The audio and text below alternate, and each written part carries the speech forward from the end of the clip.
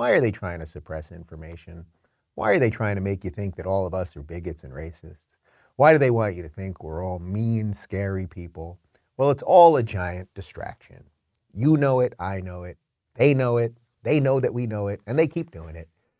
Here is NBC's Yamiche Alcindor saying that the Democrats do have to shift the narrative because they're doing a pretty shitty job about everything.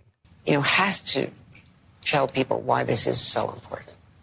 Well, it's a poignant tweet from Liz Cheney, who has really weathered so much backlash within her party to take this stance. But she's saying that this is about democracy. This is about the American experiment and whether or not we want our democracy to fall apart or whether or not we want to look at what happened on January 6th and be cautioned by it and learn from it and really understand what happened. I think the biggest challenge for lawmakers here as they talk about these sort of huge ideas of American democracy and sort of the experiment that we're all living and benefiting from possibly being brought to its knees is whether or not they can make people care, Andrea. There are so many things that people are juggling between gas prices and inflation, baby formula, abortion, and the shootings that are happening.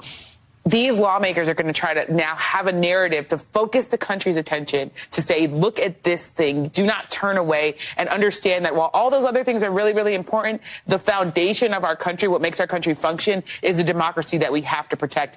And they're going to have to do that in the face of Republicans who are lying still about the 2020 election and who are getting elected and installing people who have the really motivations that were what happened and why people broke into the Capitol in the first place.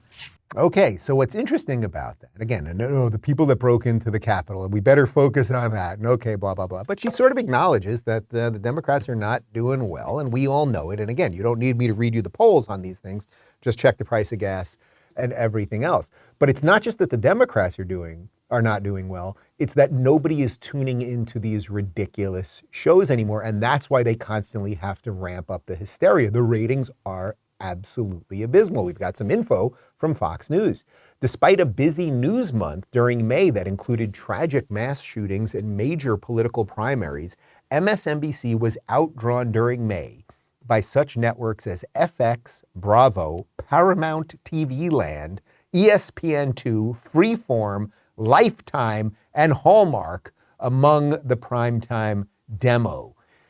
Now, I haven't had cable in a while, but Golden Girls used to be on TV Land, it used to be on Hallmark, and it used to be on Lifetime. I don't know if it's still on any of those channels, but if this is all just that the Golden Girls is crushing MSNBC, then I'm going to pop open a bottle of champagne at the end of today, because obviously you could learn far more from 4 retired women trying to live a good life in Miami in the mid-'80s into the early 90s than you could from anything on MSNBC. But do you see the point? So what's happening is people are tuning out of that crap despite all of the craziness, right? We have all this craziness related to abortion and Roe v. Wade, the shootings, all of the stuff that's going on with the economy.